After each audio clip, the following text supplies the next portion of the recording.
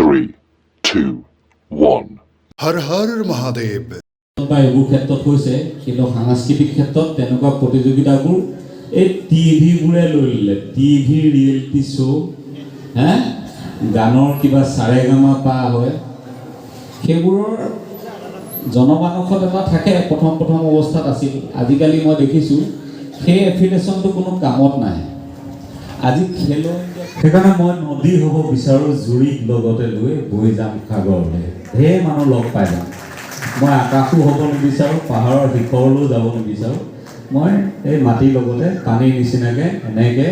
নমস্কাৰ বন্ধুসকল, সকলোকে পুনৰবাৰ স্বাগতম জনাইছোঁ মোৰ ইউটিউব চেনেল নটৰাজম SIV-লৈ। আৰু লৈ আহিছোঁ আজি সদৌ অসম শিশুনাট সমাৰোহৰ দ্বিতীয় পাৰ্টটো। আজিৰ ভিডিঅ'টোত থাকিব কেইবাটাও আকৰ্ষণীয় বিষয়।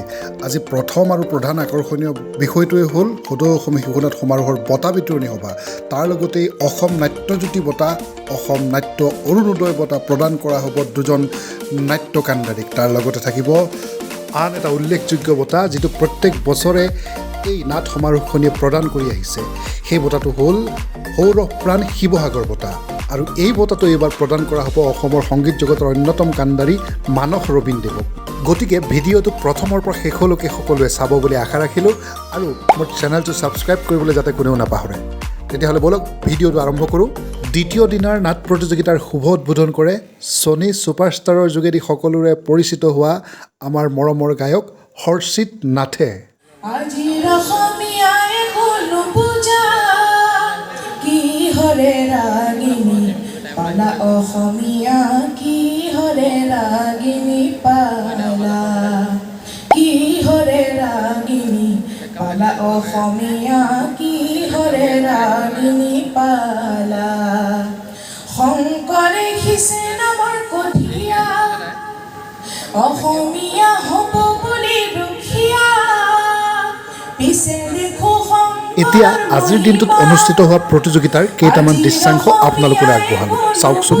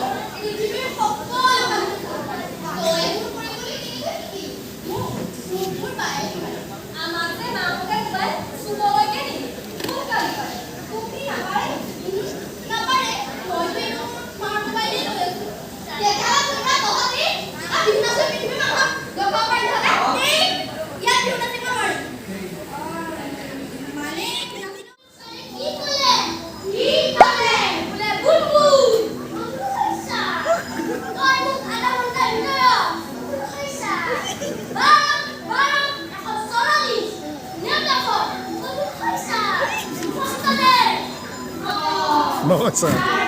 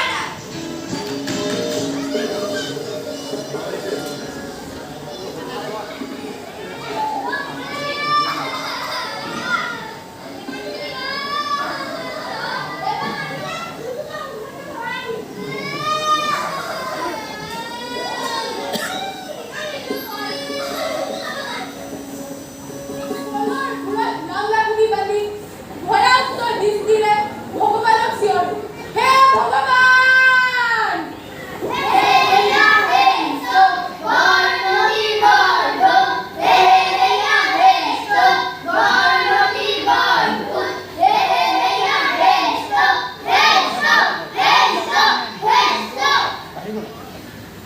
নদীখনৰ পাৰতে আমাৰ ঘৰ।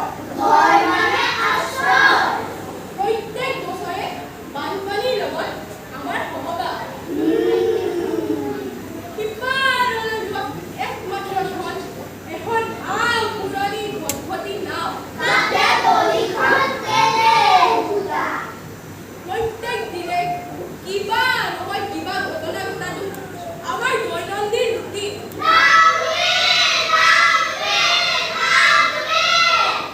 নৌবেগ কেইখনে বছৰৰ পিছত বছৰ দাৰ্শনিকতাৰ কৰি থাকিল।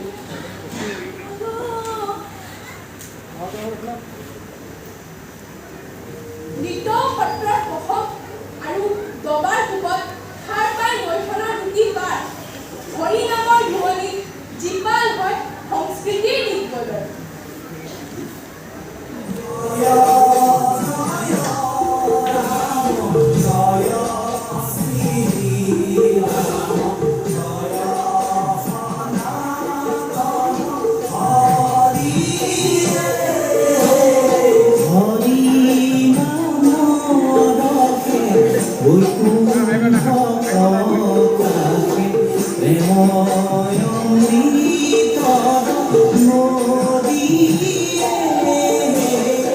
এটি গাম্ভীৰ্যপূৰ্ণ পৰিৱেশৰ মাজত নলবাৰীৰ শতদল বৈশ্যক প্ৰদান কৰা হয় অসম নাট্যজ্যোতি বঁটা আৰু বিশ্বনাথ চাৰিআলিৰ জিংকু বৰুৱাক প্ৰদান কৰা হয় অসম নাট্য অৰুণোদয় বঁটা আৰু তাৰ পাছতে প্ৰদান কৰা হয় সৌৰভ প্ৰাণ শিৱসাগৰ বঁটা। আপোনালোকৰ আগত পৰিচয় কৰাই দিছোঁ। আমি অসম নাট্য অৰুণোদয় বঁটা জিংকু প্ৰাপক আমাৰ বিশ্বনাথ চাৰিআলিৰ জিংকু বৰুৱাদেৱক আপোনালোকৰ আগত পৰিচয় কৰাই দিছোঁ। আমি সময়ৰ প্ৰতি লক্ষ্য ৰাখি শিশুসকলৰ লগত ওতঃপ্ৰোতভাৱে জড়িত বিশিষ্ট নাট্যকাৰ পৰিচালক নলবাৰীৰ শতদল বৈশ্যক অভিনেতা তাৰিণী চেতিয়া শুৱনি অসম নাট্যজ্যোতি বঁটা প্ৰদান কৰা হয়। তাৰ পাছতেই অসমৰ এগৰাকী তৰুণ নাট্যকাৰ পৰিচালক বিশ্বনাথ চাৰিআলিৰ জিংকু বৰুৱাক প্ৰদান কৰা হয় বিশিষ্ট নাট্যকাৰ পৰিচালক কিৰণ গগৈ সোঁৱৰণী অসম নাট্য অৰুণোদয় বঁটা। তাৰ পাছতে আমাৰ সকলোৰে পৰিচিত সংগীত কাণ্ডাৰী মানস ৰবীন ডাঙৰীয়াক সৌৰভ প্ৰাণ শিৱসাগৰ বঁটা প্ৰদান কৰা হয়। সভাপতি নাট্য বিদ্যালয়ৰ সভাপতি আৰু উদযাপন সমিতিৰ দুজন সভাপতিয়ে যৌথভাৱে এই বঁটাটো আমি দিবৰ বাবে অনুৰোধ জনাইছোঁ। প্ৰথমে এখন চেলেং মানৱদাৰ ঐতিহাসিক শিশুসকলৰ বাবে আৰু বঁটাটো হাতত অৰ্পণ কৰিবৰ আৰু তাৰ প্ৰাকমুহূৰ্তত আমি এই সম্বৰ্ধনা পত্ৰ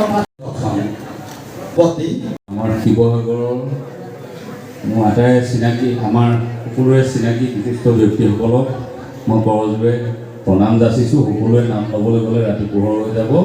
সকলোকে মই চিনি পাওঁ, মোকো সকলোৱে চিনি পায়। আৰু অসমৰ বিভিন্ন স্থানৰ পৰা অহা বিভিন্ন নাট্য দলৰ সদস্যসকলক মই নমস্কাৰ যাচিছোঁ, মই নমস্কাৰ জনাইছোঁ, ওলগ জনাইছোঁ শিৱসাগৰৰ ফালৰ পৰা শিৱসাগৰীয়া হিচাপে। আৰু এই গোটেই অনুষ্ঠানটো উদযাপন সমিতিৰ সমূহ সদস্যা আৰু বিষয়ববীয়াক মই ধন্যবাদ আৰু কৃতজ্ঞতা জ্ঞাপন কৰিছোঁ। মোৰ কিবা বঁটা এটা দিব সেইকাৰণে মাতিছে। বঁটাৰ লগত কি দিব? মই বোলো বঁটাৰ ওচৰতে থাকে গতা। আজি বঁটা দিছে, কাইলৈ যদি গতা দিবলগীয়া হয় বৰ ডাঙৰ কথা। যা হওক, এনেই নিজৰ ঘৰলৈ যেতিয়া সোমাই যাওঁ কাম বন কৰি দুখে ভালদৰে, আয়ে কি কৰে? পানী এগিলাচ দিয়ে যাচে, পানী এগিলাচ খাই লওঁ। বেলেগৰ ঘৰলৈ যদি মই যাওঁ, নমস্কাৰ কৰি বঢ়িয়াকৈ চকীত বহাব, গামোচা পিন্ধাব, আৰু ভাত পানী যি ব্যৱস্থা কৰে। গতিকে শিৱসাগৰখন মোৰ নিজৰ ঘৰৰ নিচিনা। ইয়াত কিবা বঁটা বাহন দিবলৈ কোনোবা দিনা মাতিব বুলি মই ভবাও নাই, কল্পনাও কৰা নাই। সেইকাৰণে উদযাপন সমিতিক ধন্যবাদ জ্ঞাপন কৰিছোঁ যে ঘৰৰ ল'ৰাটোক বঁটা দিবলৈ তেওঁলোকে নিৰ্বাচিত কৰিছে। এইটো বৰ ডাঙৰ কথা। কিন্তু লগতে মই তাৰ পৰাই গোটেই অভিনেতা অভিনেত্ৰী ওলাইছিল, কিন্তু এইটো কমি গৈছে। গতিকে এই শিশুসকলক লৈ যিটো কষ্ট কৰিছে যিসকল নাট্যকৰ্মীয়ে বা যিসকল উদ্যোক্তাই তেওঁলোকৰ শলাগ লৈছোঁ। এই শামছুল বাৰিক ডাঙৰীয়া আছে, তেখেতৰ মনত আছে নাই নাজানো, মোৰ কিন্তু ভালকৈ মনত আছে। আগতে শিৱসাগৰৰ চুকে কোণে ধেৰ তৰ্ক প্ৰতিযোগিতা, কুইজ প্ৰতিযোগিতা হয় আৰু তেখেত বিচাৰক থাকে, আমি গভৰ্ণমেণ্ট হাইস্কুলৰ পৰা অংশগ্ৰহণ কৰিবলৈ যাওঁ। মই আজি দেখি এনামুদ্দিন আহমেদ ডাঙৰীয়াক কৈছোঁ, বোলো একেবাৰে এতিয়াও ডেকা হৈ আছে হে। মই আজি বহু বছৰৰ পিছত দেখিছোঁ আপোনাক সুশৰীৰে। আৰু আপোনাৰ মোৰ মনত আছে নাই নাজানো, মোৰ নাম যেতিয়া মানৱজ্যোতি গগৈ আছিলে, বেলেগ একদম মাইকটো টানি বেলেগ লেকচাৰ দিম তৰ্ক প্ৰতিযোগিতা। মনত পৰিছেনে? এই জুকতলি হায়াৰ ছেকেণ্ডেৰী, নামটি হায়াৰ ছেকেণ্ডেৰী এইবোৰ চবতে পাতে। আগতে এই আমাৰ দিখৌমুখৰ এইখিনিতো পাতিছিলে। ক'ৰবাত গানৰ কম্পিটিশ্যন পাতে, ক'ৰবাত তৰ্ক প্ৰতিযোগিতা পাতে, কুইজ প্ৰতিযোগিতা পাতে। আমি যাওঁ, অংশগ্ৰহণ কৰোঁ। আজিকালি তেনেকুৱা প্ৰতিযোগিতাবোৰ কমি গ'ল। প্ৰতিযোগিতাবোৰ থাকিলে কি হয়, শিশু মনত এটা যিটো প্ৰতিযোগিতাৰ ভাৱ, সেইটো আজিকালি ক্ৰীড়া ক্ষেত্ৰত বা এইবোৰ ক্ষেত্ৰত হৈছে, কিন্তু সাংস্কৃতিক ক্ষেত্ৰত তেনেকুৱা প্ৰতিযোগিতাবোৰ এই টিভিবোৰে লৈ ল'লে। টিভি ৰিয়েলিটি শ্ব', গানৰ কিবা চাৰেগামা পা হয়, সেইবোৰৰ জনমানসত এটা থাকে, প্ৰথম অৱস্থাত আছিল। আজিকালি মই দেখিছোঁ সেই এফিলিয়েশ্যনটো কোনো কামত নাই। আজি খেলো ইণ্ডিয়া খেলিবলৈ গৈছে, কোনোবাই যদি সোণৰ পদক পাইছে, এইটো এটা মানে খুব দৰকাৰী স্বীকৃতি। কিন্তু গানৰ ক্ষেত্ৰতে হওক, নাটকৰ ক্ষেত্ৰতে হওক, নাচৰ ক্ষেত্ৰতে হওক, কোনোবাই ডান্স ইণ্ডিয়া ডান্সত গৈ কিবা এটা পালেগৈ, দুদিনৰ পিছতে মানুহে পাহৰি যায়, হয়নে নহয়? গতিকে এই সাংস্কৃতিক ক্ষেত্ৰৰ কাৰণে যিসকলে কাম কৰি আছে, সকলোকে ধন্যবাদ জ্ঞাপন কৰিছোঁ। আমিও মাজতে কিবা এটা অনুষ্ঠান আৰম্ভ কৰিছিলোঁ শিৱসাগৰত, যথেষ্ট কষ্ট কৰি কণ্টিনিউ কৰিব নোৱাৰিলোঁ। বহুত অনুষ্ঠান তেনেকৈ মৰহি যায়। এই অনুষ্ঠানটোৱে আজি কিমান বছৰ পালে বুলি কৈছে? 11 বছৰ। সেইটো এটা খুব উল্লেখযোগ্য দিশ। এনেকুৱা ঢেৰ অনুষ্ঠানলৈ গৈ থাকোঁ, খুব একদম দপদপকৈ জ্বলি উঠা জুইকুৰাৰ দৰে আৰম্ভ হয়, তাৰপিছত মৰহি যায়। গতিকে আজি এই অনুষ্ঠানটোলৈ আহি খুব ভাল লাগিলে। আৰু সকলোকে কৈছোঁ, মই বঁটা বাহন বা এনেকুৱা অনুষ্ঠানবোৰলৈ গৈ খুব ভাল নাপাওঁ, কাৰণ মোৰ নিজৰ এটা দৰ্শন আছে, সেইটো দৰ্শনত মই বিশ্বাস কৰোঁ। কি আছে? শূন্যতা। পাহাৰৰ একদম ওপৰলৈ যেতিয়া আপুনি গৈ পাবগৈ, কেনেকুৱা লাগিব? কোনো নাই, নিতাল নিস্তব্ধ, বতাহৰ হু শব্দৰ বাহিৰে একো নুশুনে। সেইকাৰণে মই নদী হ'ব বিচাৰোঁ, জুৰিক লগতে লৈ বৈ যাম সাগৰলৈ। ঢেৰ মানুহ লগ পাই যাম। মই আকাশো হ'ব নিবিচাৰোঁ, পাহাৰৰ শিখৰলৈও যাব নিবিচাৰোঁ। মই এই মাটিৰ লগতে পানীৰ নিচিনাকৈ এনেকৈ গৈ থাকিব বিচাৰোঁ। গান এটা কৰিছিলোঁ বহুত দিনৰ আগতে, সিহঁতি কিন্তু গান গাবলৈ নাই মতা। ভাবিলে গান গাবলৈ ক'লে মানুহে পইচাৰ কথা কৈ দিব নেকি, অকল এৱাৰ্ডৰ কথাই কৈ দিওঁ, ফ্ৰীতে হৈ যাব। এনেই ধেমালি কৰিছোঁ, বুজিছোঁ। আছিলে চব বস্তু, মই লৈ নাহিলোঁ নহয়। মই লৈ অহা হ'লে কাৰো উপায় লৈ আহিলোঁ, নকলি নহয়, হোৱা হ'লে লৈ আহিলোঁ। সেইটো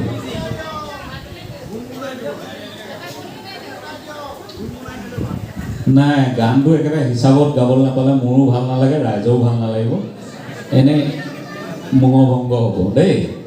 গান কেতিয়াবা, আৰু অসমৰ বিভিন্ন প্ৰান্তৰ পৰা যিসকল কণমানি আহিছে সকলোলৈকে মোৰ মৰম যাচিলোঁ।